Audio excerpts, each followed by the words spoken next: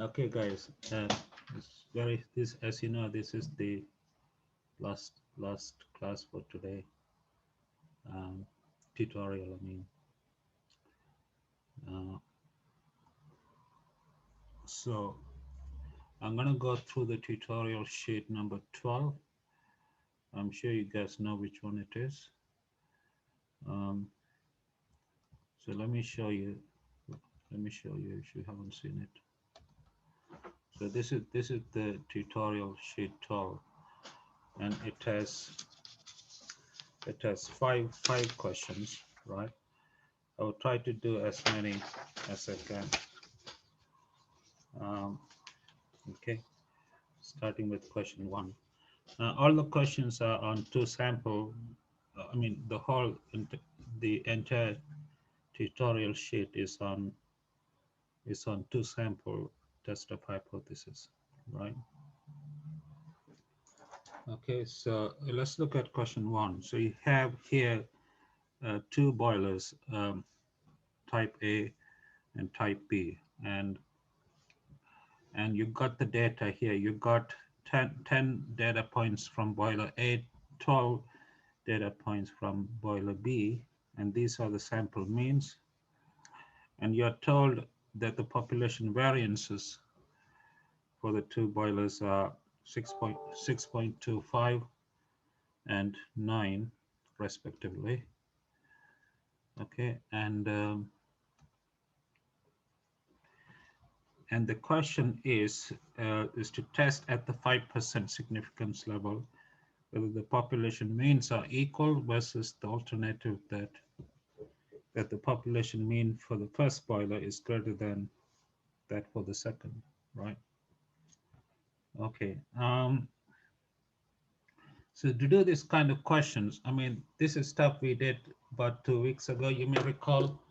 Um, so let me show you the stuff we talked about 2 weeks ago in the class. You may remember this. This is testing for equality of means when the population variances are known. So you have two IID samples from two different normal population, and you're assuming that the population variances are known. In this case, these these are the three different hypotheses, and these are the corresponding rejection rules, right? Right, that's case 1. Case 2, no, it won't be examinable. Yeah, I think I meant the two sample test or two sample confidence intervals will not be examinable, right? But just for the sake of learning, let's try to do these problems, okay? Although it won't be examinable, none of this will be examinable, right? Okay. Now this is case 2, where you have again two different samples from two different normal populations. But here we are assuming that the population variances are the same and unknown. In this case, these are the hypothesis and these are the rejection rules, okay? And case three is this one, where you have two independent random samples from two different normal populations. And here we are assuming that the population variances are unknown and not equal, right? And in this case, these are the hypotheses and these are the rejection rules, right? And finally, case 4 is this. Here you're testing for equality of population proportions. So you have two different random samples from two different Bernoulli populations, and Px and Py are the population proportions, assumed to be unknown. And we are testing for this, and these are the rejection rules, right? Okay, so returning to question 1, part 1. So we are trying to test whether the means are equal versus the mean of the first sample is greater than the mean, the mean of the first population is greater than the mean of the second population, right? And we are assuming that the population variances are equal, right? So in this case, the rejection rule that we need to use is clearly falls under case one, right? So it's case one, and we are trying to test this versus this, right? And the rejection rule is therefore is this one, right? Okay, so that's what I'm gonna write down first thing. So the first thing I'm gonna write down, so this is question one, part one. We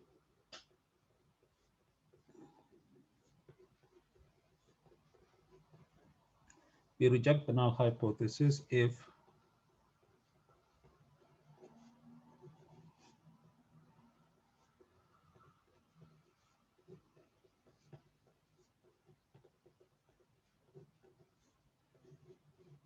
okay, if this is greater than, yeah,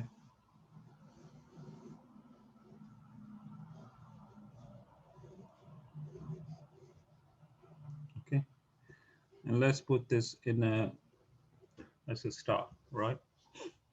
All right, now in order to do the question part one, I'm gonna work out the left hand side and the right hand side, all right? Okay, so let's first of all, let's write down what is given to us, right? Okay, let's write down what is given in the question, right? So we are told that, excuse me, we are told that m is equal to 10 and n equal to 12, x bar is 11.4, y bar is,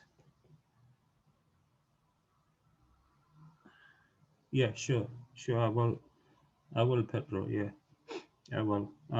Thank you. Okay.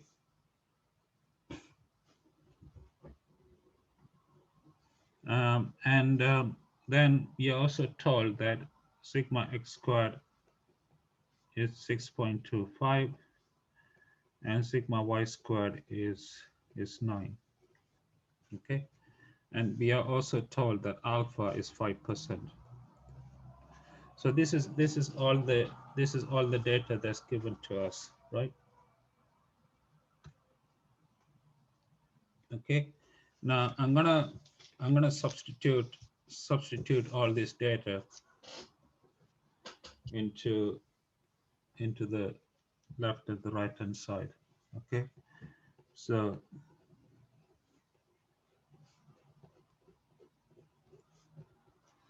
if you substitute them into the left hand side, you get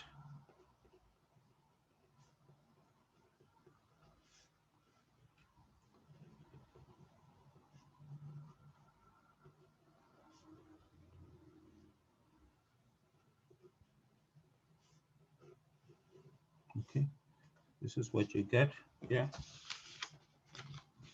And if you work this out, it will be 1.279. Okay, so that's the left hand side. Now the right hand side of star is, remember alpha is 0.05, so this is gonna be this, and this will be 1.64. Okay, so we have this as the left hand side, and this is the right hand side, and clearly 1.279 is not greater than 1.64. So the conclusion is that there's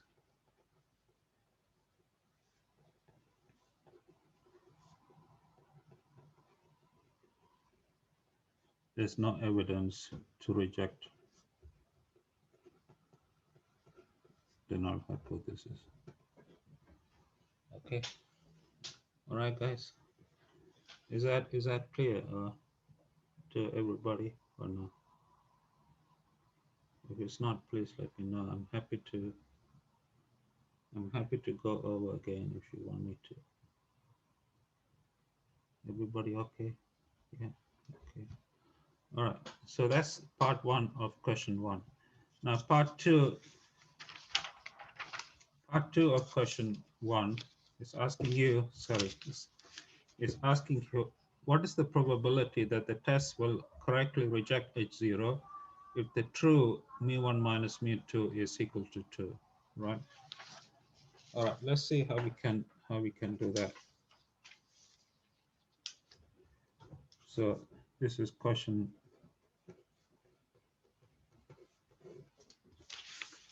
one, part two, right? So we are looking for the probability that of rejecting the null hypothesis when the difference between the population means is equal to 2, right?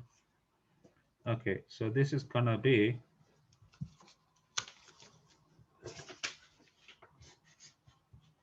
all right, okay, forget this. We know from part one, this is the rule for rejecting the null hypothesis.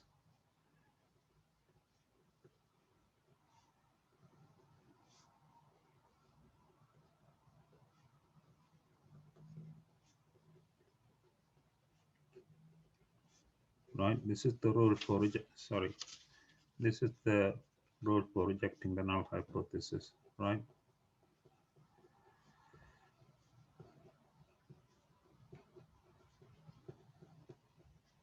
Okay, so we need to work out this probability of rejecting the null hypothesis given that the difference is equal to 2, right? Okay, now let's see how we can do this. All right, before I start, let me put in the numbers, right? We know that sigma x squared is 6.25, m is 10.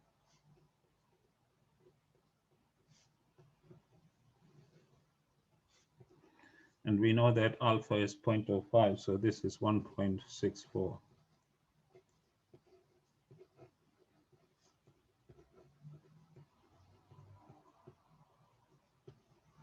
Okay. All right. Right. Now, in the next line, I'm going to apply a trick.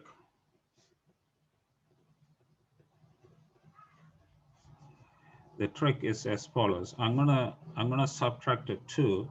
I'll explain why I'm doing this in a sec. And then add a 2. So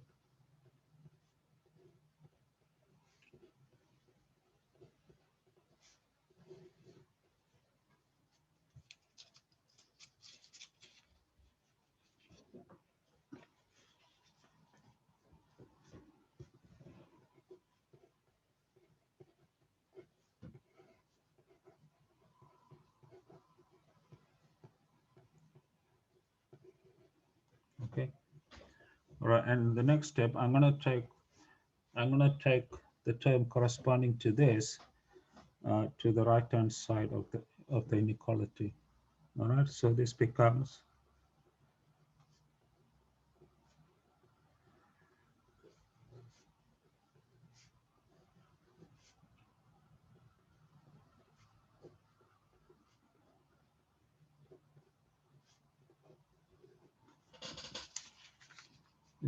this greater than 1.64, take away 2 divided by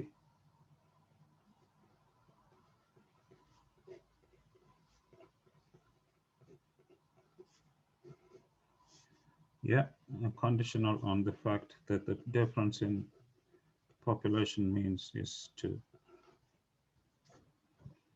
Okay. Right. Now let me ask you a question. What do you know about this? When this is something that we talked about some time ago. Do you know something about this?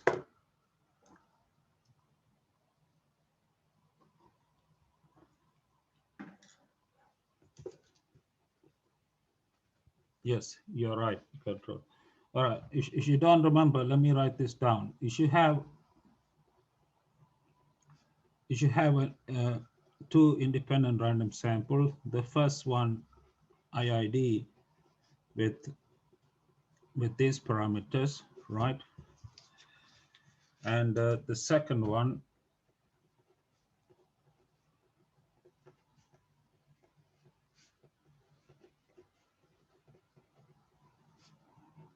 IID with parameters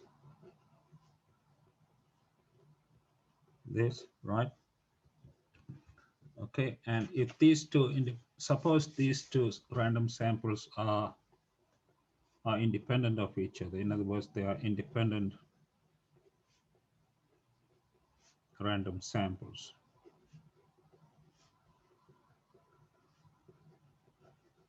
Okay, in this case, it can be shown that, well, actually, I proved this in the class. I don't know whether you remember this or not, but if you don't remember, that's fine. But I proved the following result in one of the videos. Is in one of the videos I did for you. Um,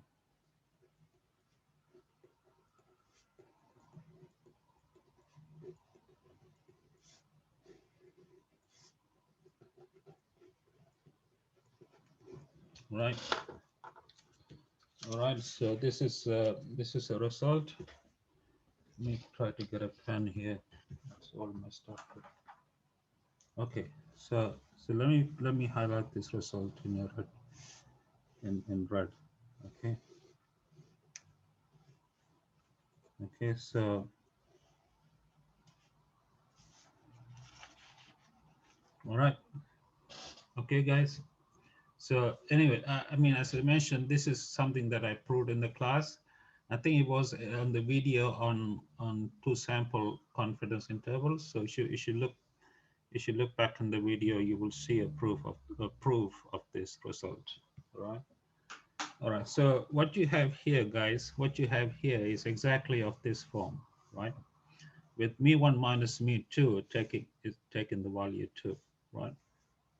So hence, because of this result, this must have the standard normal distribution, right? All right, so using this result, we can say,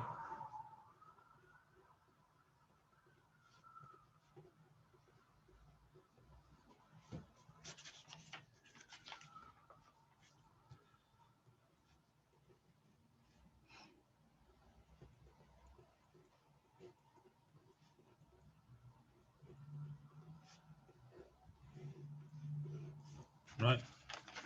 We can say this, right? Once again, the conditioning is not needed anymore because we have used the conditioning to argue that this has the standard normal distribution. No, you don't need to know the proof of this, Petro. It's not really difficult, but I don't think I will not ask you to prove this in the exam. No, certainly not. Yeah. All right. So conditional on this must have the standard normal. So we don't need the conditioning anymore, right? All right. In the next line, I'm going to write this probability as 1 minus phi.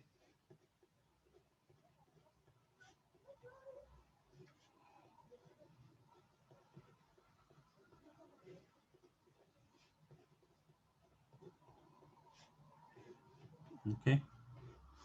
Yeah, and if you work this out using a table or some other means, this will be equal to 0.52. All right, so the probability of rejecting the null hypothesis when the difference in means is 2 is 0.52. Any proof? I don't think there will be any proofs now. No, I don't think there will be any proofs now. Yeah. All right, guys. All right. So are you guys okay with this? Are you guys okay with question 2, part 2? Everybody else okay? Yeah. All right. So right. So let's move to. So we're done with question 1. Question two. Question two is this one. So here you have two different types of tires, type A and type B, and there are 25 of each of them. And these are the sample means, okay? And we are told that the, that the, that the populations are normally distributed with the common variance 1.742. So you have two different populations that both are normal, and the variance is known, and the variances are equal to 1.742. So part one is to test at the 5% significance level whether there's a difference in the mean for types A and B, right? Okay, so the first thing we must decide is what rule to use, what rejection rule we must use, right? And so in this case, once again, we know what the variance is. We know the population variance, right? So the rule that we're going to use is once again corresponds to case one. Remember, case one is the case where the population variances are equal, right? Sorry, are known, right? Are known. And so it must correspond to case one, right? Except in question two that these are taken to be equal. Sigma x squared and sigma y squared are taken to be equal, right? And we are testing if there is a difference in the mean or not, right? Which means that the rejection rule that we need to use is this one, right? That is testing for equality versus not equality, right? So we are trying to test for, we are trying to use this as the rejection rule, right? Okay, so let me write that down first, right? So I'm gonna write down what I just said. So this is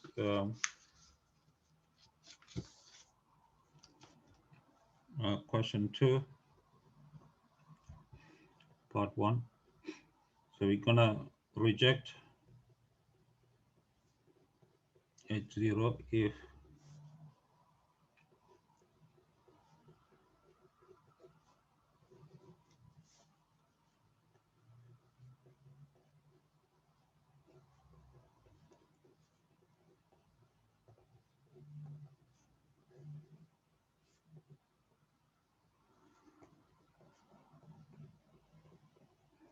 okay.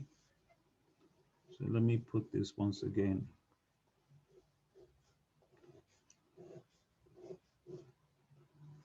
in the box. Okay. So as before, I'm going to compute the left and the right hand side. Okay. And before I do that, let me write down what is given to us, right, in terms of data, right? Um, excuse me.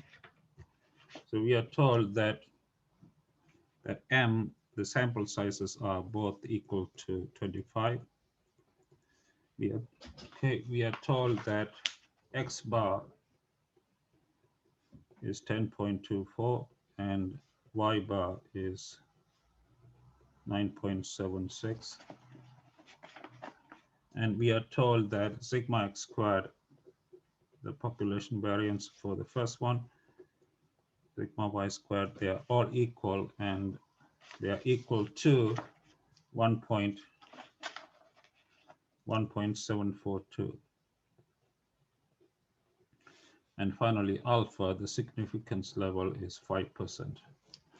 All right, so these are all the data that's given to us, right? So I'm gonna substitute this data into this, right? And so let's start with the left-hand side.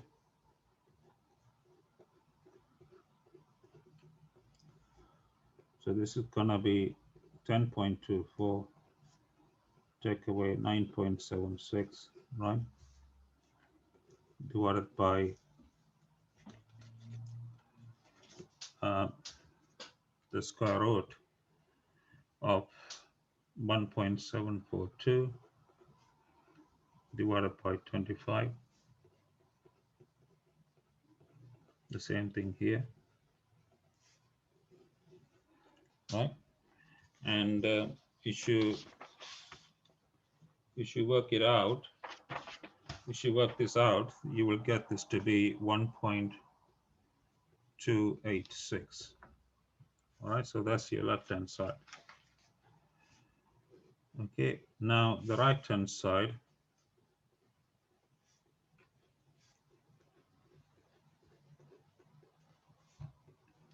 Now alpha is 5%, so this is gonna be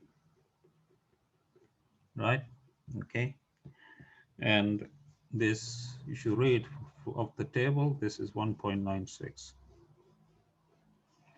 Right, so this is your left and this is your right. Clearly, the left is not greater than the right. Okay, so the conclusion is that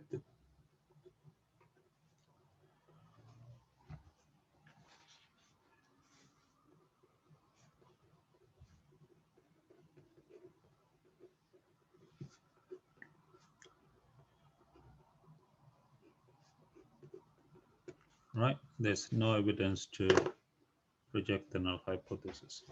All right, guys, is this okay with all of you? Hello? Yes? Everybody fine? Thank you. All right. The next part, the second part of question 2 is the following. So it's asking you, what is the probability that the test will incorrectly fail to reject? Incorrectly fail to reject the null hypothesis when the difference between the means is 1. Now you have to be careful with this wording. Incorrectly fail to reject, which means accept the null hypothesis when the difference between means is equal to 1, right? Okay. All right, so let me show you how to do this.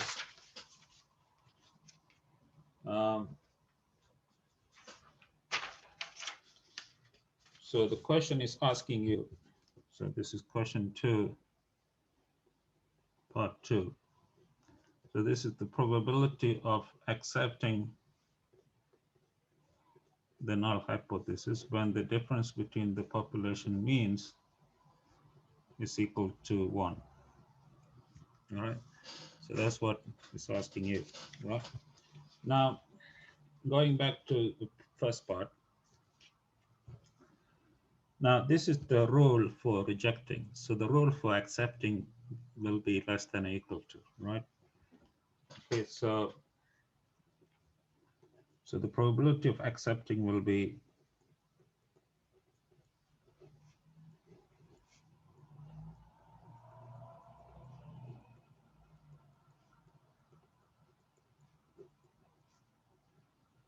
okay, this less than or equal to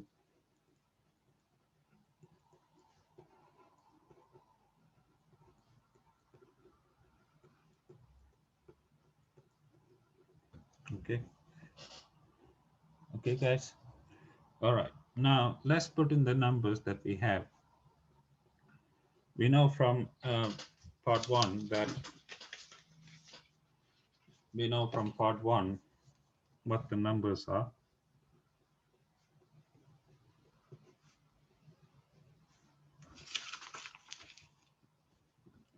So sigma x squared is going to be what, 1.742 divided by m is 25.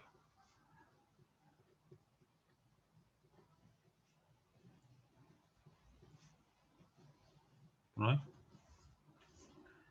And this guy we know is 1.96, right?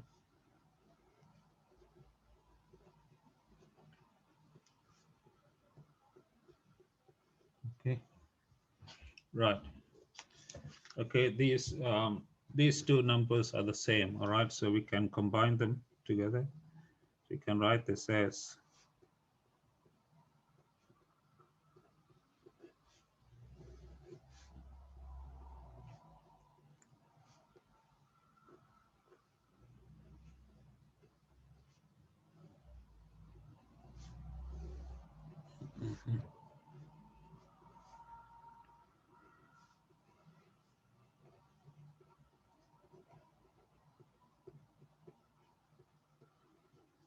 Okay, right?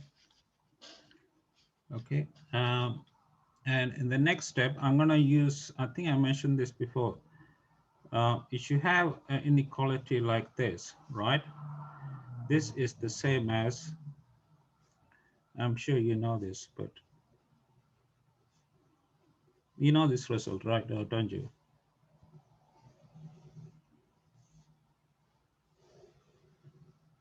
Yeah.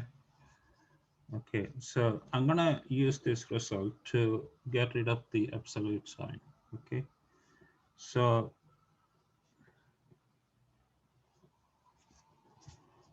this will become,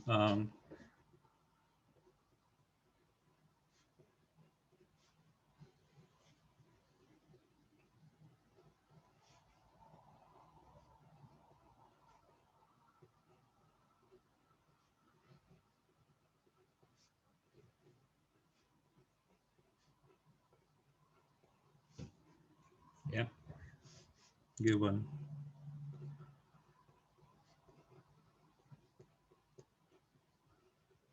Okay. Right. Okay. In the next step, I'm gonna apply the trick that I used in the previous question. Right. You remember what I did in the last question? That is,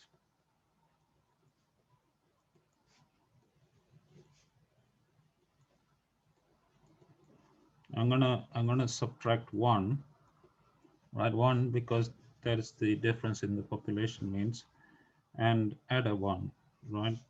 And then,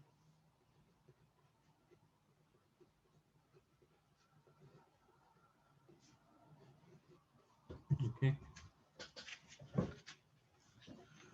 And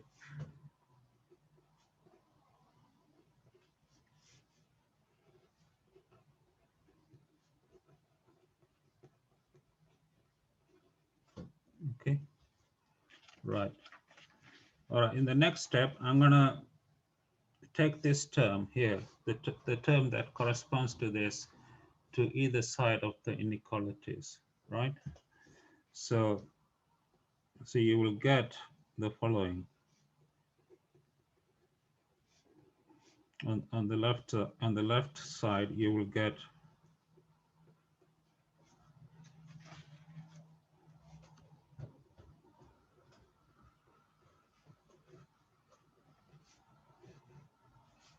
this.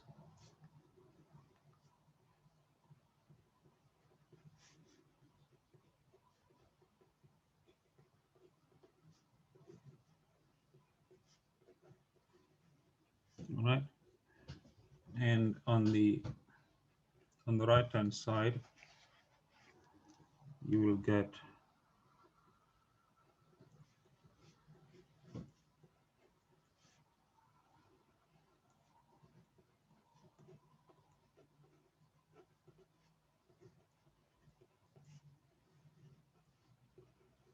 okay, you will get this, right? So conditional on the population means being differing by one. All right. Okay, guys. Now, all right, in the next step, I'm going to use the fact that I used in the previous question. That is, oh, I left out the -1 here. Sorry, there should be a -1 here. You remember the fact that I used in the previous question, that this conditional on this must have the standard normal distribution, right? Okay, so I'm going to make the same argument, right? So if you use that argument,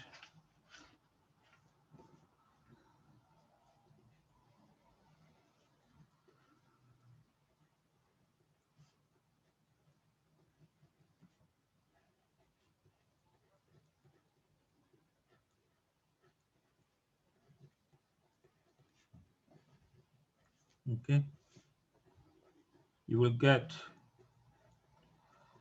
you will see that this has the standard normal distribution. Okay.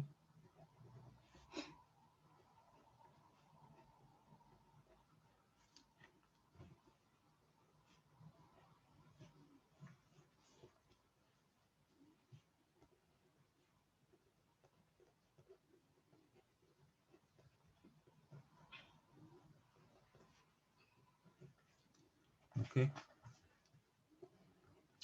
All right. You follow what I've done. Okay. Are you with me, guys, so far or not? Or are you lost? If you're lost, please let me know if you're not following me. All right. Okay. So again, the conditioning is not needed anymore because I have used the conditioning to argue that this has the standard normal, right? So this probability becomes this. All right. And in the next line, I'm gonna, here we are. In the next line, I'm gonna use the Phi notation. So using the CDF of the standard normal, this guy here can be written as capital Phi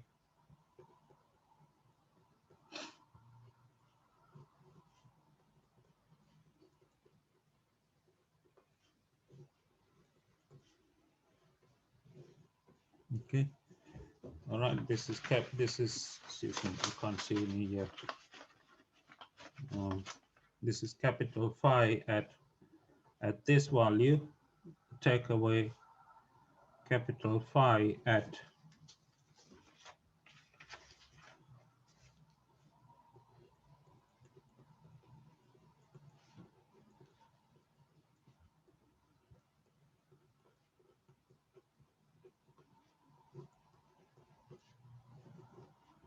okay. All right, okay. And so if you read this, if you read this off the table or some other means, right, you will get this to be equal to 0.24, right? So that is the probability of accepting the null hypothesis when the difference between the population means is equal to 1, right? Okay, guys, is that okay with you guys or not? Everybody, I'm talking to everybody here, not just okay, right. Any questions, guys, please let me know. Okay, thank you, Luis. Thank you, Luisa. Um, um, right, Pedro, you were asking me to do a question on proportions. Did you mean two sample proportion or one sample? Did you mean one of these questions, just one sample? I thought this sheet is on two sample proportions, so I thought I had already done one set. I think it was, I can't remember the sheet number. I mean, issue, this is sheet 12, right? Issue, all right, let me show you. Let me go back to, sheet 11. Is it sheet 11 or sheet 10? I can't remember. Well, trying to figure out, just a minute.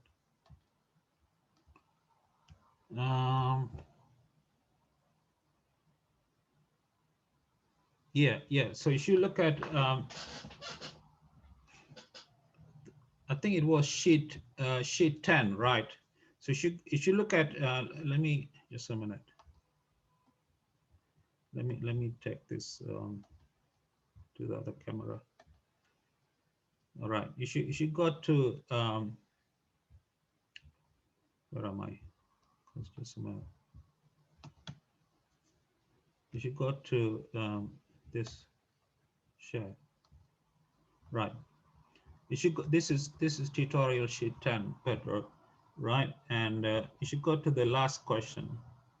This question here, the question about presidential elections. I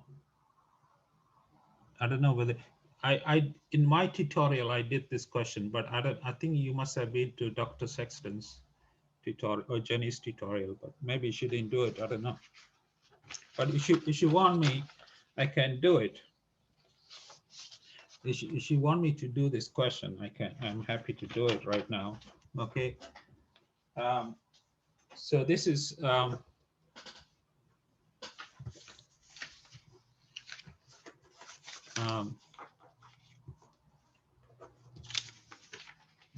let me ask you, did you guys do this question in Dr. Jenny's tutorial? Anyone remember doing this question? I mean, Jenny doing this question? Or no?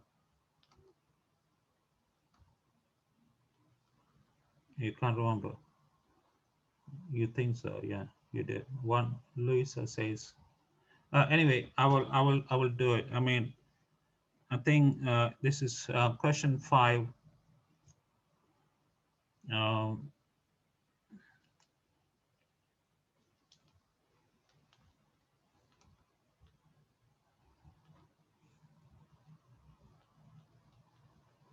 okay, thank you, Louisa.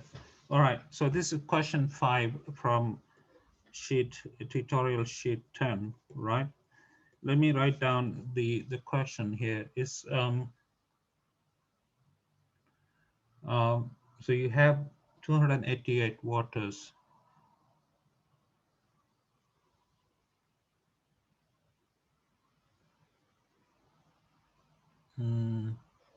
All right.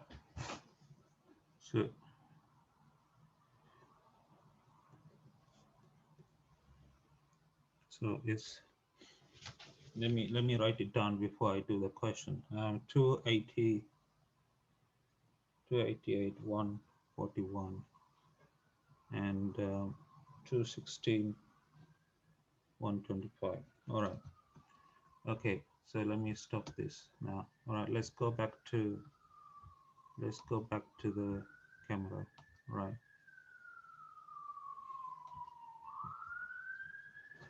All right, guys. Okay. So this is so let P1 denote the.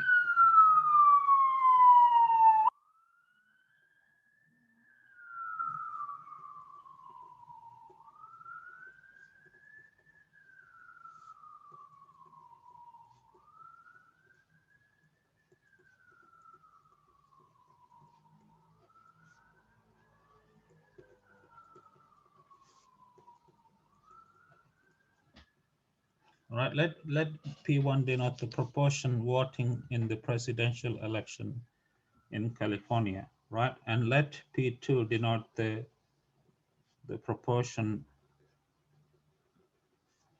voting in the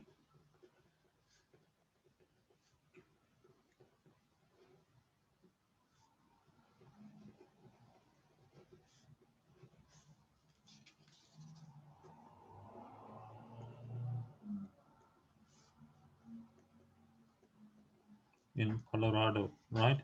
And we are trying to construct a 95% confidence interval for the difference between P1 and P2, right? Okay, and so to do this, I think I gave you a formula for this in the one of the videos. So it says I think okay, 100 times 1 minus alpha percent confidence interval for P1 minus P2 is, right, is x bar 1 minus x bar 2, correct me if I'm wrong, times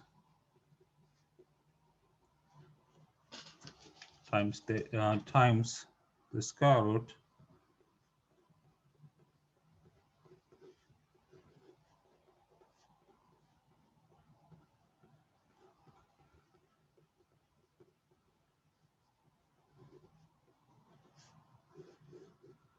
okay. This is the 100 times 1 minus alpha confidence interval, right? Now, x bar 1 is the sample proportion corresponding to P1, and x bar 2 is the sample proportion corresponding to P2, right? And if you read the question, it says there are, all right, there are 288 waters in California, and there are 216 waters in Colorado. And it also says that the proportion voting in the presidential election in California is 141 out of 248. So x power 1 is this. And the proportion voting in the presidential election in Colorado is 125 out of 216. So x power 2 is this, right? And alpha, we are looking for 95%, which means alpha is 0.05, right? Okay, right, so that's all you need. So all you have to do is just sub all these numbers into this formula, right? And you get the result, right? So this will become 141 divided by 288 minus 125, okay, plus or minus. This will be, I think, 1.96, yeah, times the square root of 141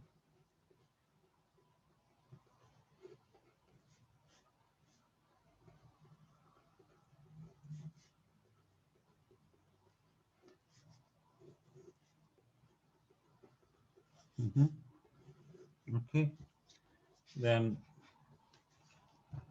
plus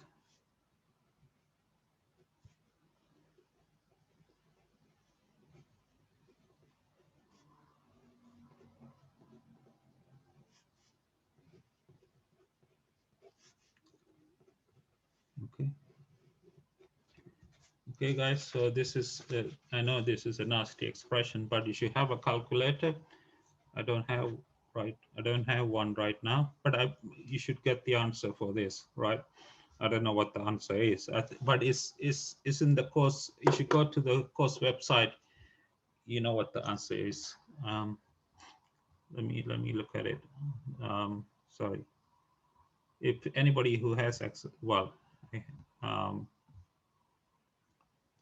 should go to the course website and look at week 10, solution to week 10. You will see this, you will see what the answer is. The answer is, so this is it.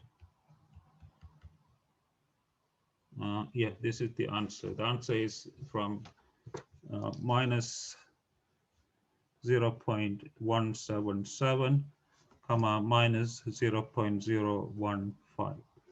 So in other words, what this means is that it means that the proportion voting in California is significantly smaller than the proportion voting in Colorado, because this interval, as you can see, is on the negative real line, right?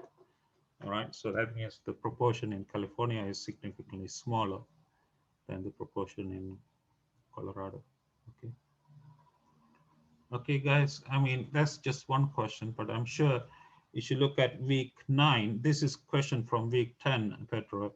If you look at week 9, I think it has more questions on proportions, or even week 8. I'm not sure. I mean, you got all the solutions on the course website, so so you should be able to see that. Okay, is that okay, guys, or no? Hello, hello, guys. Okay, all right, guys. So I think that's all we have time for today. But the solutions to all the 5 questions from sheet 12.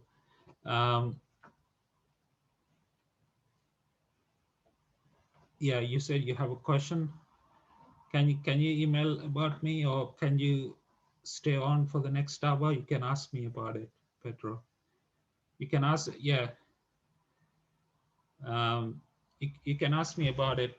You should stay on for the next hour, or you cannot just email me or contact me by Skype or Zoom or phone.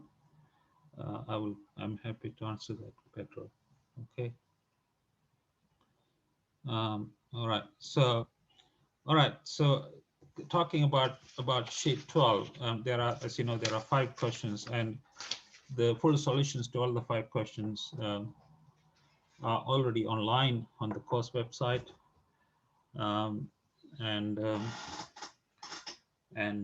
so please have a look at them, and if you're confused about solutions, please feel free to contact me 24/7.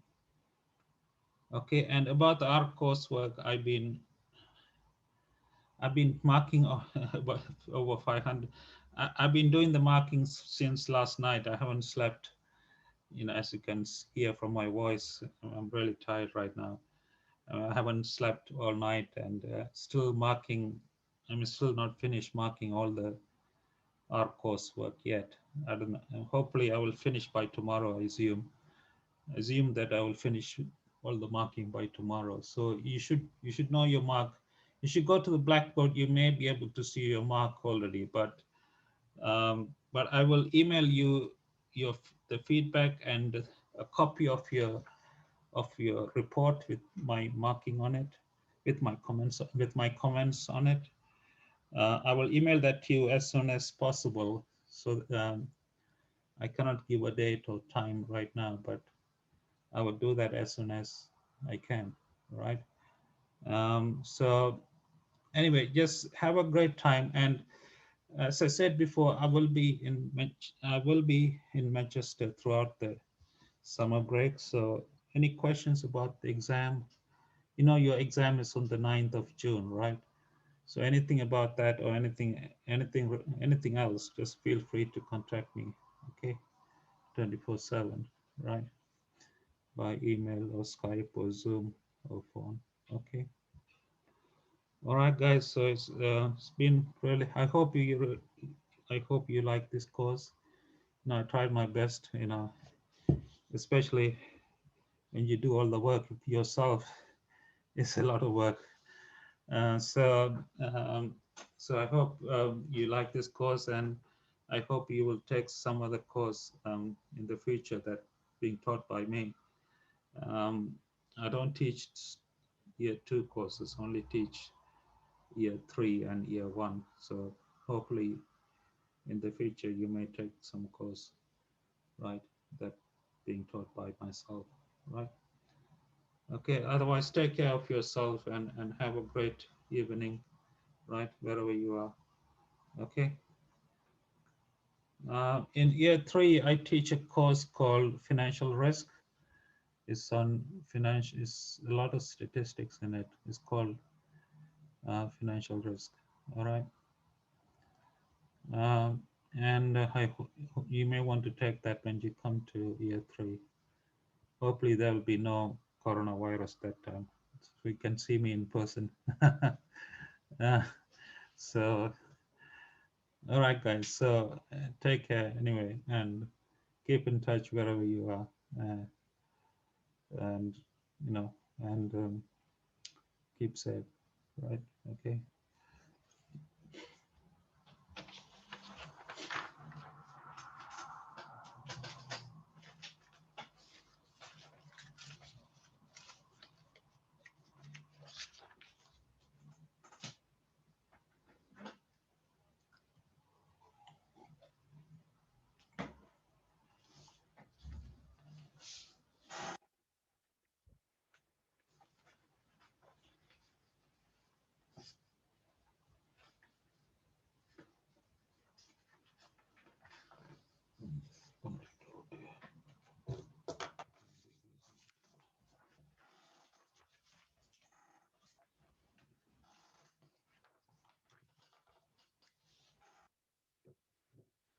Big level deal.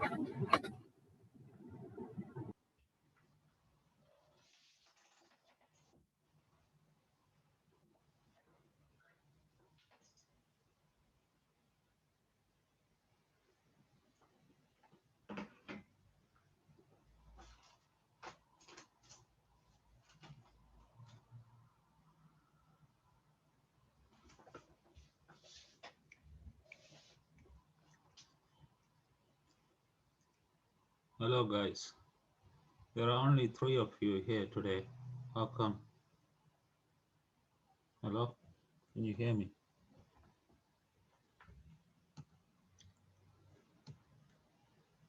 Oh, yeah. There are only 3 of you here. Oh, there's one more. 4. No. Um,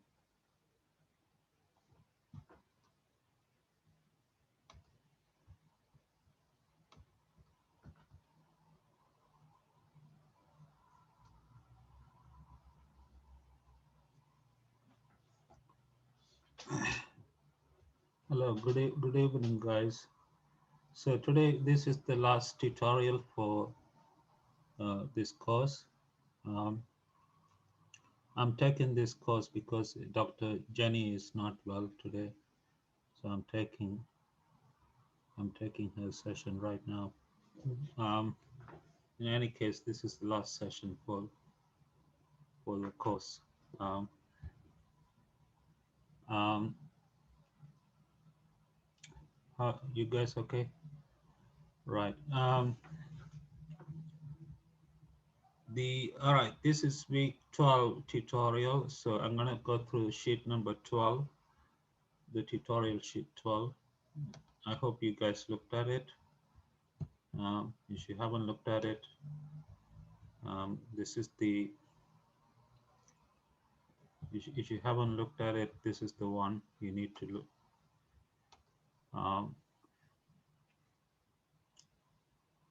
Where am I? Yeah. Okay. This is the sheet 12, right? It has five questions, and I will try to do as many as I can, right? Um, um, Starting with question 1, of course. So here you have, oh, by the way, all these questions are on 2 sample test of hypothesis. And I think I mentioned that on Monday this week that the exam will not have anything on 2 sample tests of hypothesis or 2 sample confidence interval, but everything else will be in the exam except for those 2 topics, right? Okay, two sample confidence intervals and the two sample tests of hypothesis will not be in the exam, right? Okay. All right. So the first question, you have two different boilers, type A and type B, right? Okay. And you have 10, there are 10 data points on type A and 12 on type B. And these are the sample means, right?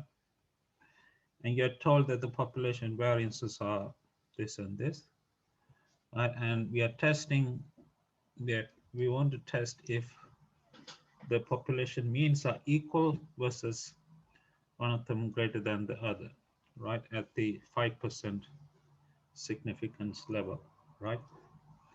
All right, now, I don't know whether you guys remember what I did, or the thing I talked about in the video on two sample tests of hypo. Okay, let me go through the stuff I covered briefly, right? Now, there are four different cases. The first case is testing for equality of means when the population variances are known. So you have two different samples from two different normal populations, and we are assuming that the population variances are known. And in this case, these are the three different hypotheses, and these are the rejection rules, right? So this is case one. Now, case two is this. Okay, you have testing for equality of means when the population variances are unknown but equal. So you have two different random samples, right, from two different normal populations, right, and the variances are assumed to be known, right, and unknown.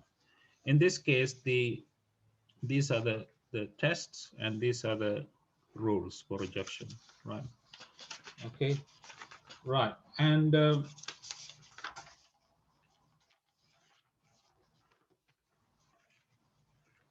right.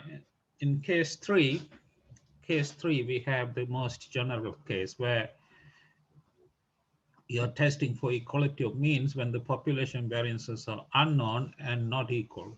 So you have two different random samples, two different normal populations, and the variances are unknown and not equal. In this case, these are the these are the rules. Sorry, these are the hypotheses, and these are the rejection rules, right? So that's case three. And case four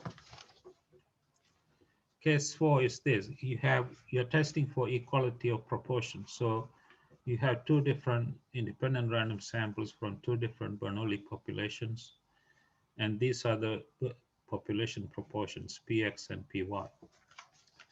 And these are the hypotheses, and these are the rejection rules, right? Okay, guys. Now, let me ask you, for question one, part one, which rule do you think we should use for this part one of this question? Which of the, because we are assuming clearly that the population variances are known, right? So, and we are testing for this versus this, right? So the case that we should look for is case one, and the hypothesis that we should look for is this one here. Testing equality versus one of them greater than the other, right? And the rejection rule is this guy here, right? So this is the rejection rule that we should use, right? All right, so that's what I'm gonna write down first. So the first thing I'm gonna write down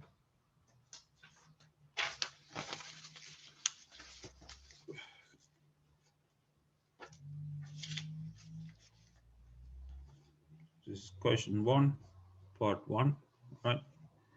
So we're gonna reject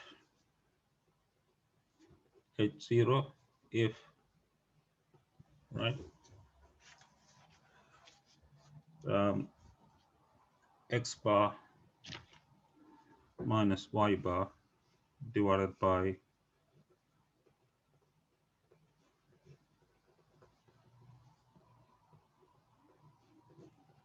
okay, this is greater than,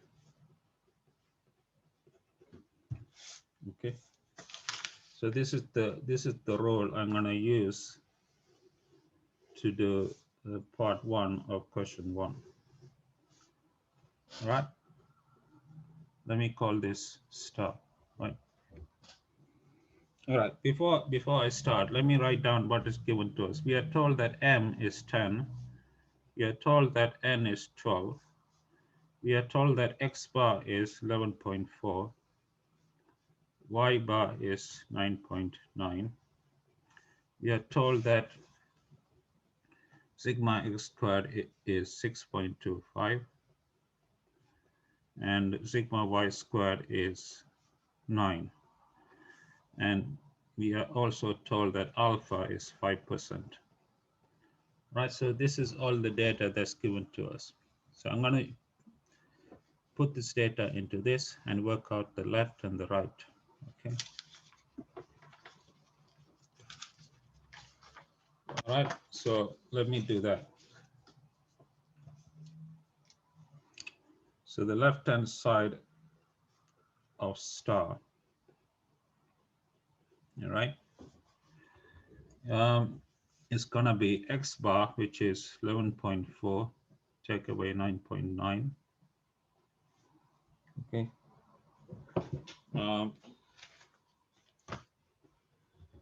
Divided by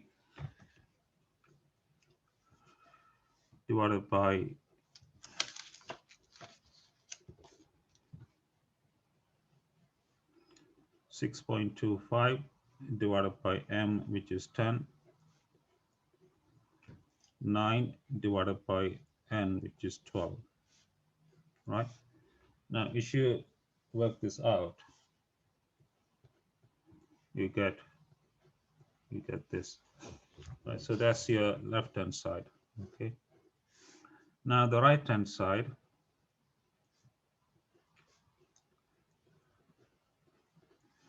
remember, we are using alpha is 0.05, so it's that 0.95, right? Which is, if you read, this will be 1.645.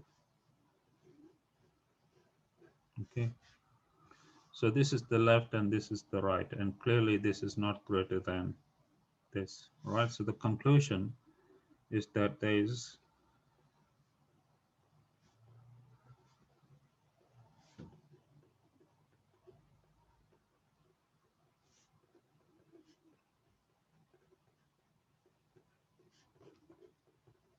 all right, there's no evidence to reject the null hypothesis. Right? Okay, guys, is that clear or not clear? If it's not clear, please let me know. I'm happy to go over. Hello, guys, talk to me. Are you okay with this or not? Hmm? Ah, yeah. Thank you.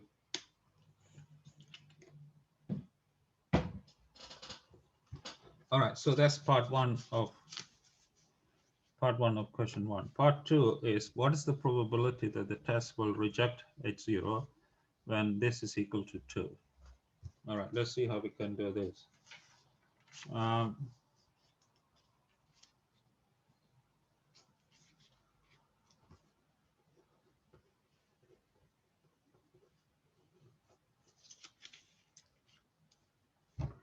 So we're looking for the probability of rejecting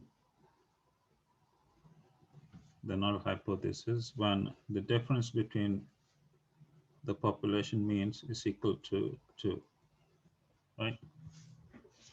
Now, if we go back to part 1, this is the rule for rejecting the null hypothesis. So this is the probability that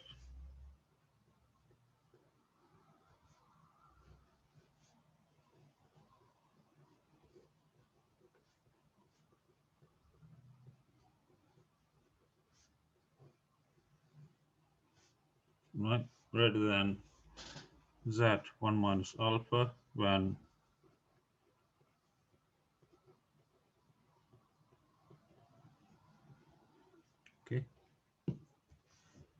Okay, guys, right? Now in the next line, I'm gonna put in the numbers. We know that sigma x squared is 6.25, right?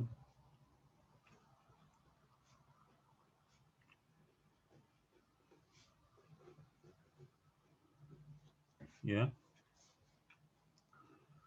And we know that this guy is 1.645, right?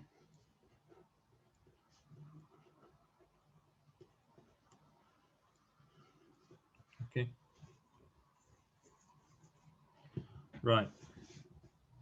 And in the next step, I'm gonna do a trick. Some of you may be familiar. I mean, if you remember, I think I'm gonna subtract 2 and add 2, right? The reason I'm doing this will become clear in a second, right?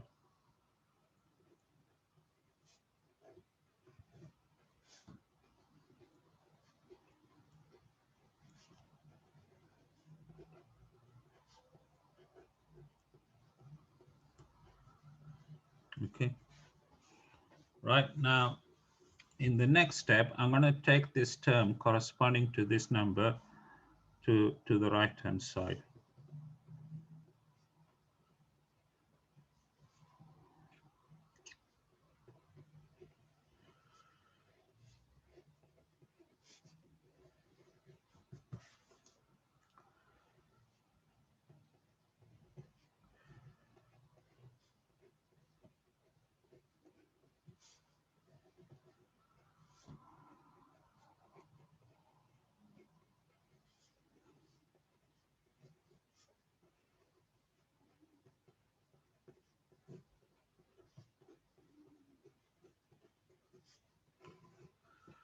All right, you see what I'm doing, right? If you don't follow anything, just give a shout. Don't feel free to give a shout, okay? All right, now let me ask you a question. What do you know about this? Or does it ring a bell or something?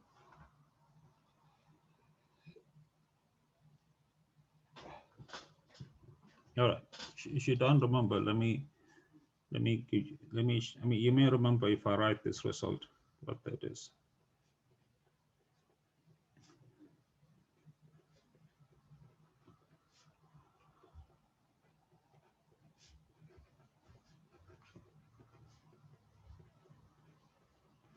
Right, suppose you have a random sample of size n1 from this distribution, right? Excuse me.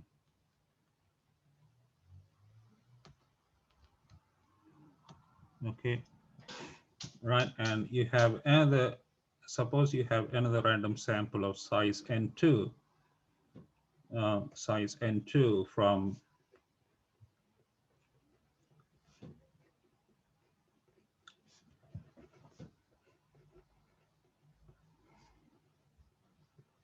this distribution, right? And suppose these two random samples are independent of each other.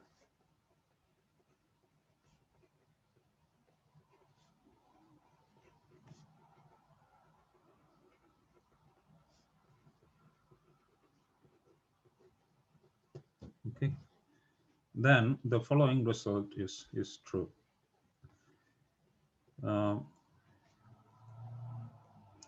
I actually proved, I gave a proof of this result in one of the videos I did for you, in one of the videos for this course. But I don't expect you to know the proof, but if you can remember that, that's good. Yeah, right. A thing of this form will have the normal distribution with mean 0 and variance 1.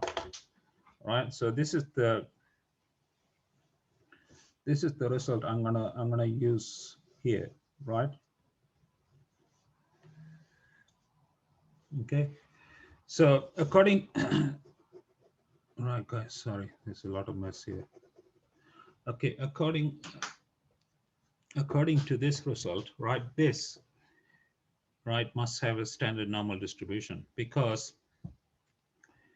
what you have here is exactly of this form, conditional on this mu1 minus mu2 is equal to 2, right?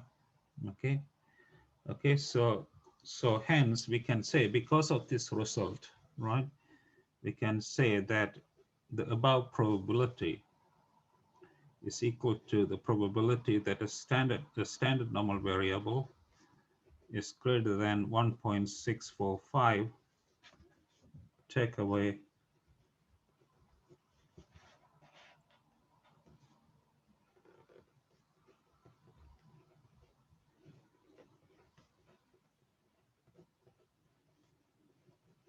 okay, right guys? Okay, once again, the conditioning here is not needed anymore, because we have used the conditioning to argue that this has the standard normal distribution. Hence, it's not needed anymore. Okay, okay. So this is what you have now. Using the CDF of the standard normal, you can write this as 1 minus phi, or phi,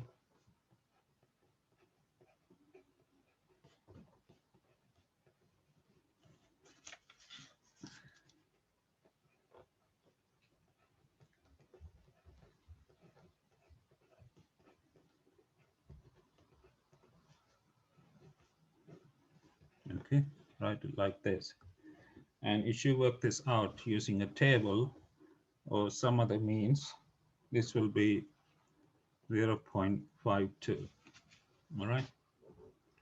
Okay, so this is the probability of type 1 error. That is the probability of rejecting H0 when the difference in population means is 2. All right. Is that clear? Or I mean, is this clear to all of you or no? If it's not, please let me know. Hello guys, talk to me. Are you okay with this or no?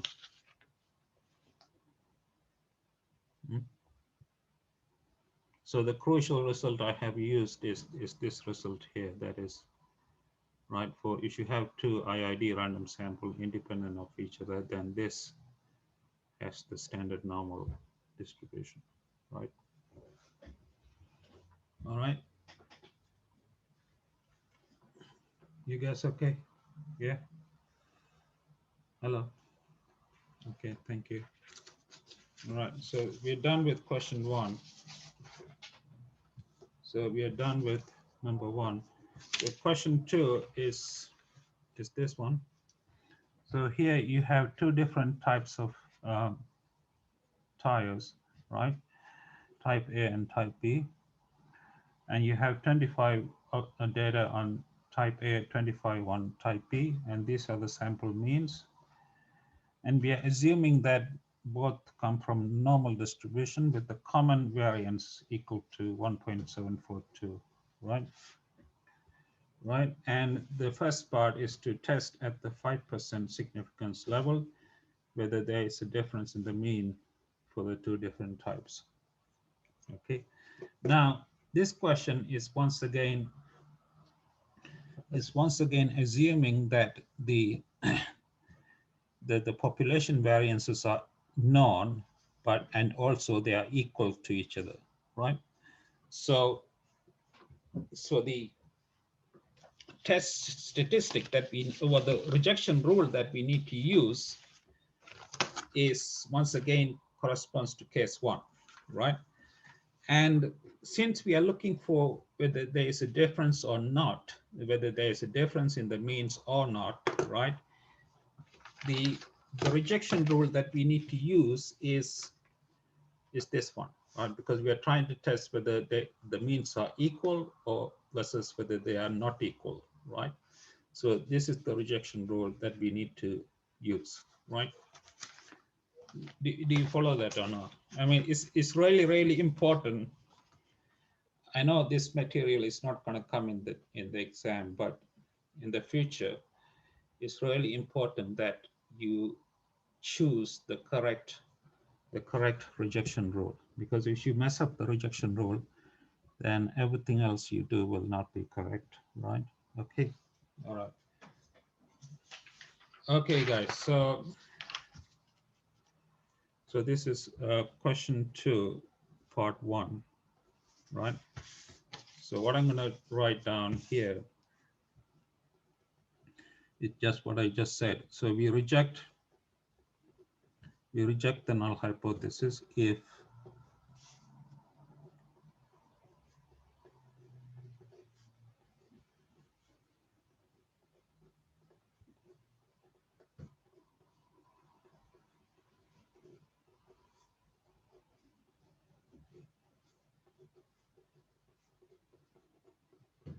right, if this is the case, right?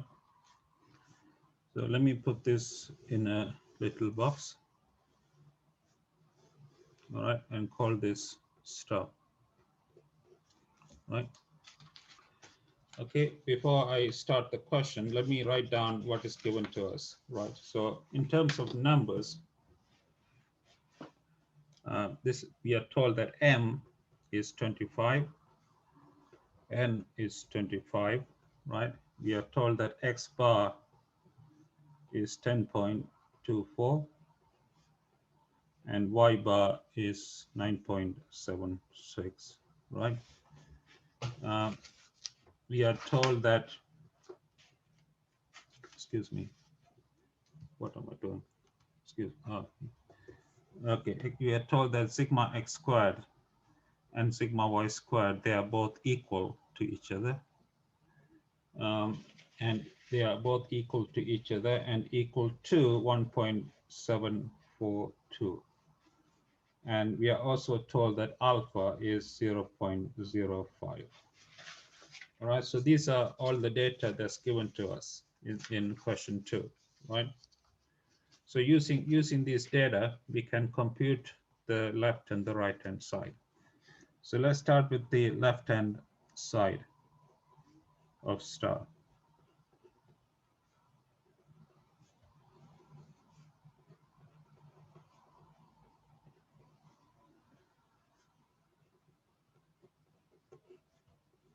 All right, and divide by 1.742 divided by M, which is 25.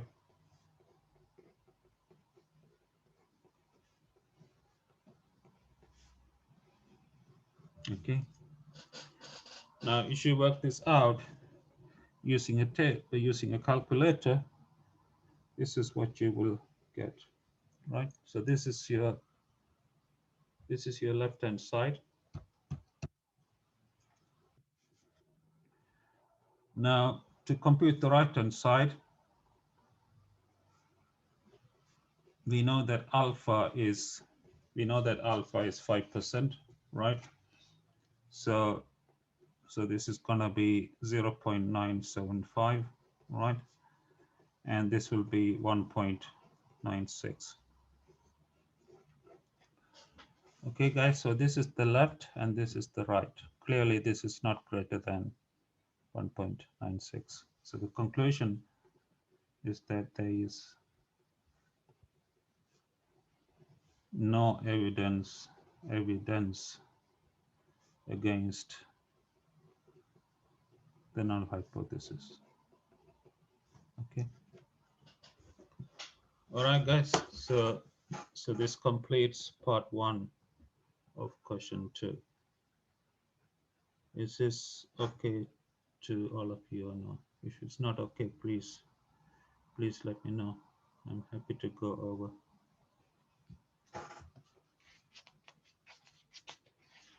Hello, guys, talk to me. Welcome. Are you guys okay? What? Yeah.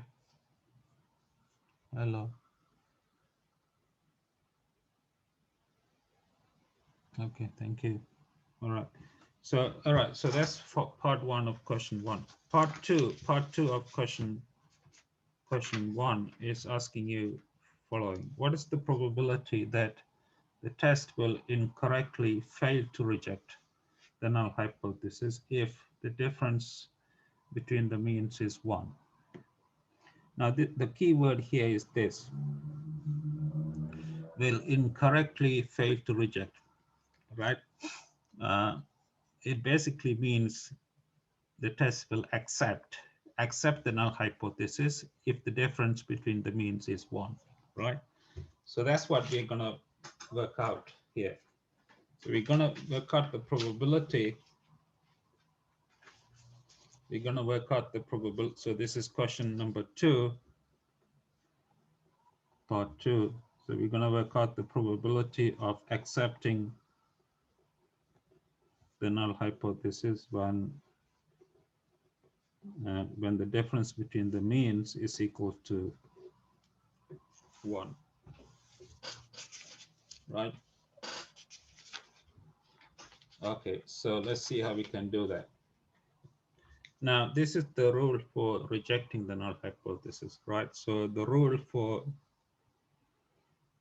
accepting the null hypothesis will be the reverse of this, right? So in other words, greater than, you will have less than or equal to, right? So that's what I'm going to write down here. So this is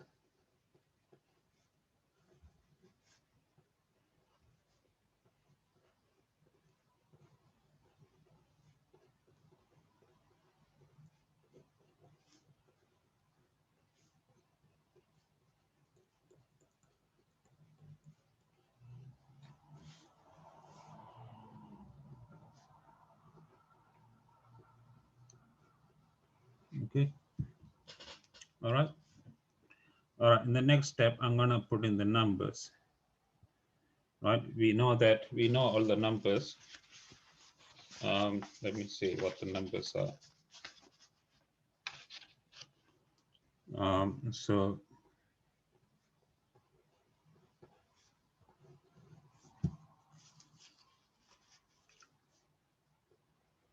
sigma x squared we know is 1.742. M we know is 25, right?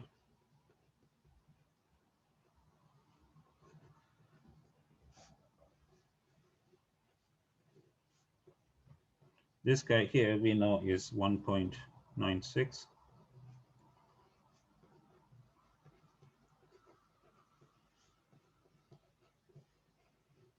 Right?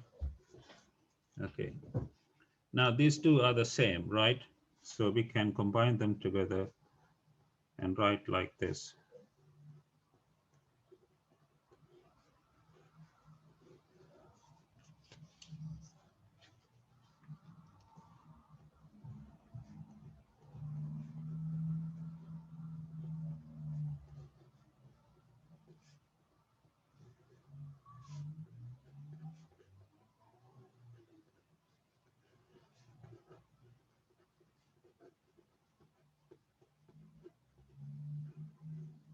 Okay, like this, right? All right, and in the next step, I'm going to get rid of the absolute sign. Now, I mentioned this I told you how to get rid of the absolute sign some time ago. I don't know whether you still remember that if you have something like this, right? To get rid of the absolute sign, you can write it like, do you remember this or not? This is something that I mentioned to you before. Yeah, okay. So using this fact, we can write the above as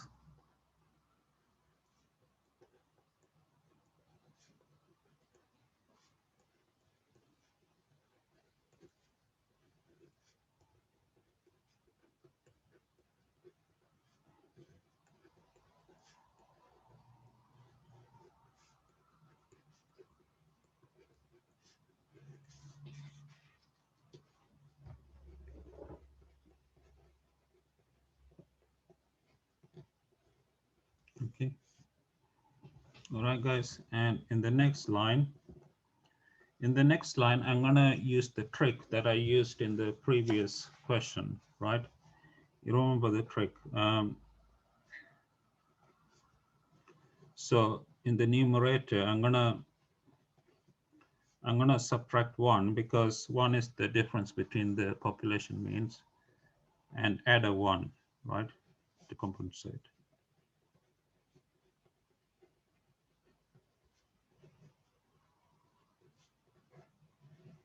Okay.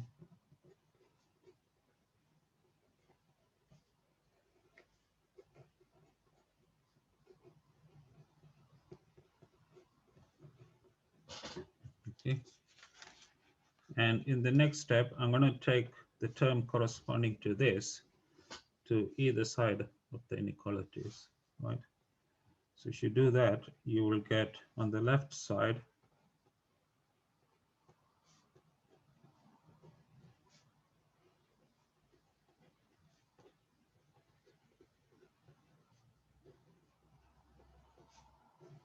this is what you will get on the left hand side, and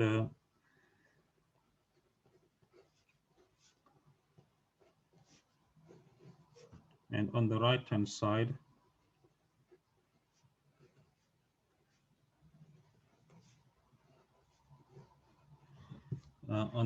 side this is what you will get. You will get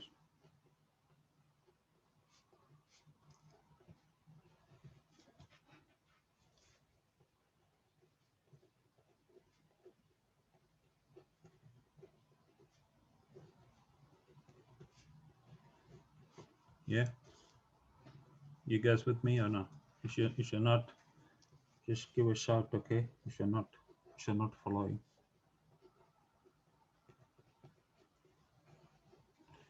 Okay, guys. Now, if you look at this term here, this is similar to what we saw earlier. That conditional on this, conditional on the difference in population means equal to 1. This must have the standard normal distribution, right?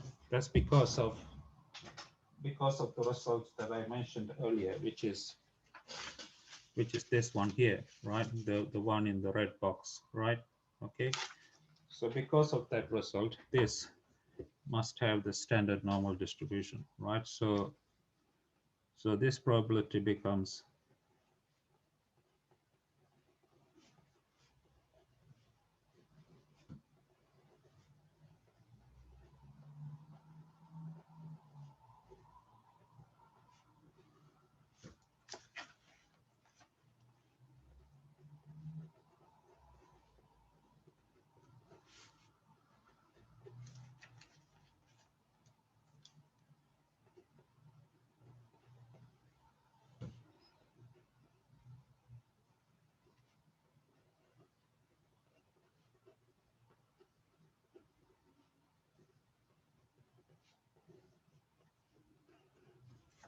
okay.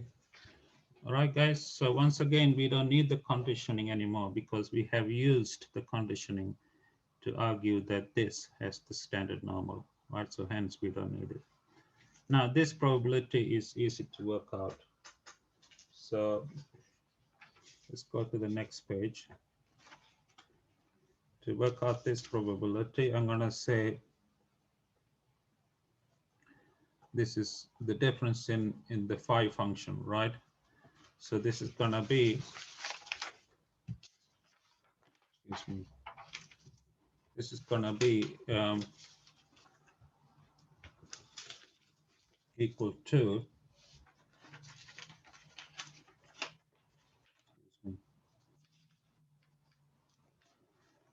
phi at 1.96, right?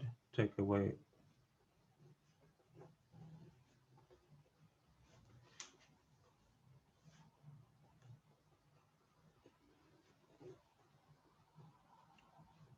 right? Take away phi at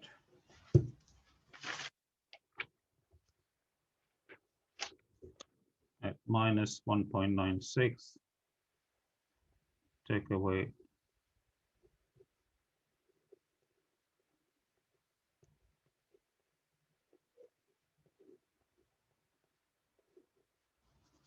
okay. All right. So this is what you have.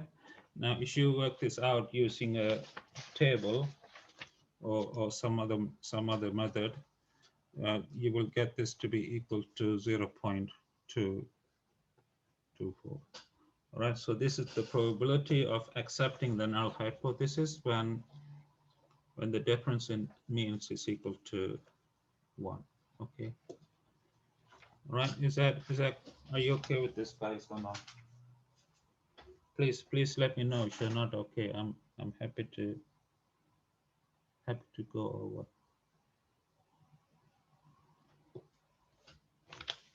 All right, guys, so that's question 2 done. The next question I'm going to do, is question 3. So in question 3, we have 2 different drugs A and B. And drug A is given to 33 people, and drug B is given to 37 people, right? And these are the statistics that you have, right? So these are the number of people the drugs are given to, and these are the sample means, and these are the sample variances, right? And we want to test at 5% significance level whether there is a difference in the mean absorption time for the 2 drugs, right? And there are 2 parts. The first part is to assume that the population variances are not equal. And the second part is to assume that they are equal, right? Now, if you read this question very carefully, it says clearly that the sample variances are equal to this and that, which clearly means that the population variances are not known, all right? So going back to this, right? Here, in this case, we are assuming that the population variances are known. So none of these rules can be used for question 3, right? Because we are assuming this, right? Now, if you go to this is case 2. Here we are assuming that the variances are equal and unknown. But in part 1, we are saying that the variances are not equal. So again, case 2 cannot be used. Now, case 3, this is case 3, where the variances are not equal and unknown. So this is the case that we need to use to do question 3, part 1. And since we are testing for equality versus not inequality, the rejection rule that we need to use is this one, right? So that's the first thing I'm going to say. That's the first thing I'm going to write down. So question 3. So let me write down what I just said. Okay, question 3, part 1. So we're gonna reject H0 if the following is true.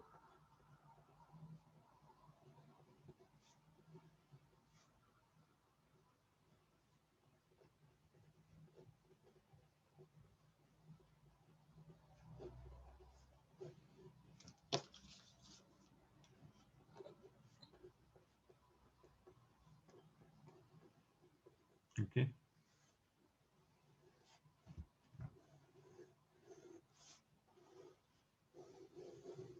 Okay. So put this in star, right? All right. So now, before I start the question, let me write down what is given to us in the question, right? So we are told that m is equal to 33, n is equal to 37. We are told that x bar is 28.2, y bar is 30.7, right? And we are told that Sx squared is 16.36, Sy squared is 18.92, and alpha, the level of significance, is 5%. Right, so this is all the data that's given to us, right?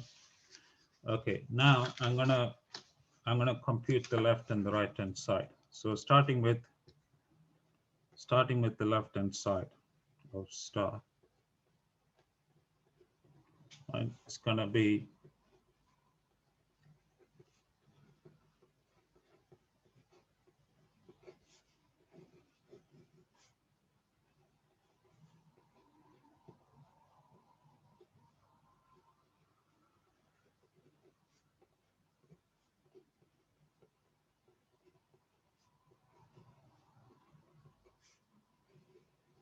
okay.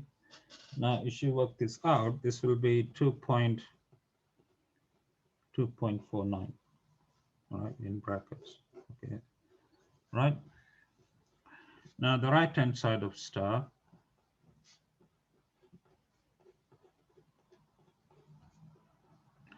is the percentile of a t-distribution, right, with a degrees of freedom, and alpha is 0.05, so this is 0.975. Now, there's a problem with working this out because you may recall from A, the expression for A is this.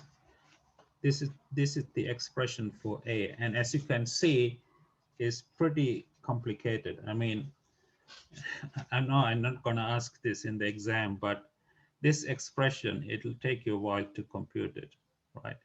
Even if I ask you this in the exam, right? So it's best to avoid using this expression, right? Okay, so sorry guys, sorry, something fell down. Don't worry, nothing happened. Okay, all right. So it's best to avoid using this percentile. So what I'm going to do is,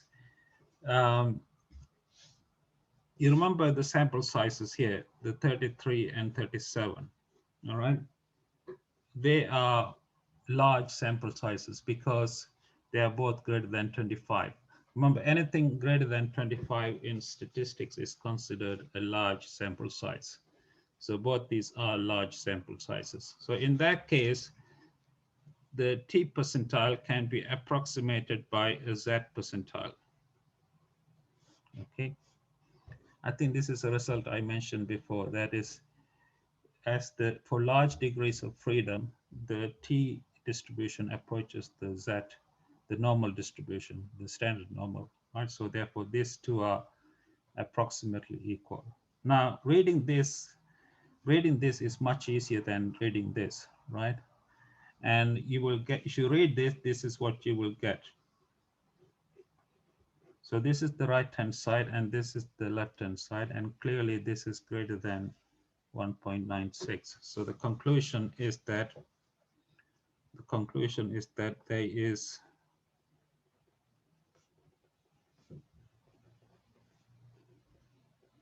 evidence to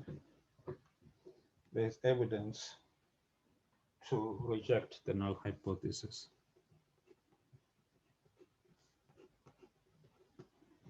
Okay. Are you with me or not? Are you guys okay with this? Hello guys.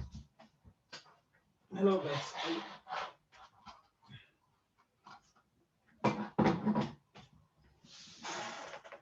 Yeah. So the only thing I have used here is the approximation of the t percentile by the z percentile. That's because of because of the expression for A, which is, as you saw, is complicated. So it's best to, if you can, it's best to avoid using that expression. And that's what I did here. No, it's not central limit theorem, Louis. It's a result I mentioned in the, if you look at the video on the t distribution, right? There's a result in that video which says that the t random variable approaches the standard normal random variable as the degree of freedom approaches infinity. That's nothing to do with the central limit theorem, right? So please, if you've forgotten this, please go and have a look at the video I did on the students t distribution, right? Okay. Are you guys okay? Any other questions on this, guys? Please let me know, right? Are you guys okay? Right. So that's part one. That's only part one of question three. Now part two of question three is asking you to do the same thing when the population variances are equal, right? All right, to do that, let me try to do this quickly. I know I'm running out of time, but just be patient with me, guys. Today is the last day, so just give me a give me a few minutes. So here we are trying to test the same thing with the variances equal. So the rule that we need to use in this case, because we are assuming that the population variances are equal, right? We can use we can use we can use this rule here, right? Because remember, if you assume that the population variances are equal, we can use this as the rejection rule, right? So that's what I'm going to write down. That's what I'm going to write down now. So the rejection rule,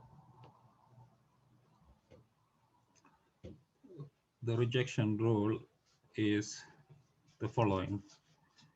That is,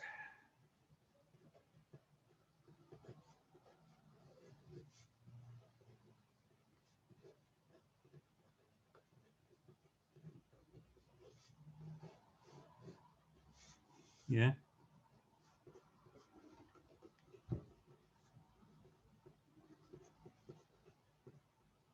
right. Call this star once again. Right, so I'm going to compute as before the left and the right hand sides, right? To compute the left hand side, we need SP squared. SP squared is known as the pooled sample variance, and is given by this formula. I think I gave you this formula sometime. You should look at the video on the two sample confidence intervals, or you will see this formula. I gave it to you, right? Okay, so using this formula, putting in the numbers, we know that M is 33. So 33 minus 1 times the sample variance. N is 37, right? Okay, and then you divide this by M plus N minus 2, right? And if you work this out using a calculator, this is what you will get. So, okay. All right, now we can work out the left-hand side of star as x bar, which is 28.2 minus 30.7 divided by SP squared, which is 17.715 times 1 divided by M plus 1 divided by N. All right, this is what you would get. And if you work this out, this will be 2.481. So this is your left-hand side. Now the right-hand side of star is this guy here.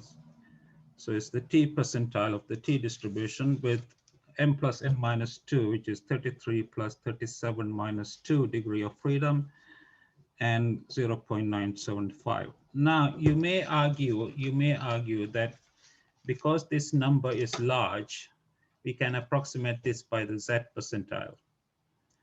But that's not actually needed here, because this is a very simple number. This is not like the expression for A that we had to deal with in the previous question, right? In the previous part. I mean, this is simply equal to 68, and we can easily read 68 off the T table, right? And you will get this to be 1.995 if you do that. You see the point. I mean, there's no need to use an approximation in this case, because this can be easily read using the T table, unlike in the first part, right? Okay, now this is greater than this, so the conclusion is that there is evidence to reject the null hypothesis. All right, so that completes question 3. Okay, guys, any question? And are you okay with this or no? All right, okay. Sorry, I ran out of time a little bit, but so I managed to do only the first 3 questions, but you can see the full solutions to all 5 in the course website right now. I have already uploaded them, so you'll be able to see them. Should be able to see them right now. So okay. About the course website, about the ARC coursework, I started marking the ARC coursework last night. I didn't have any sleep, so I'm still marking it. So I hope to finish marking sometimes tomorrow. So I will let you know your mark and the feedback. I will email them individually soon afterwards. Okay. But you should, I mean, if you go to the Blackboard, you may be able to see your mark already. But I will email your marks and feedback within a few days, right?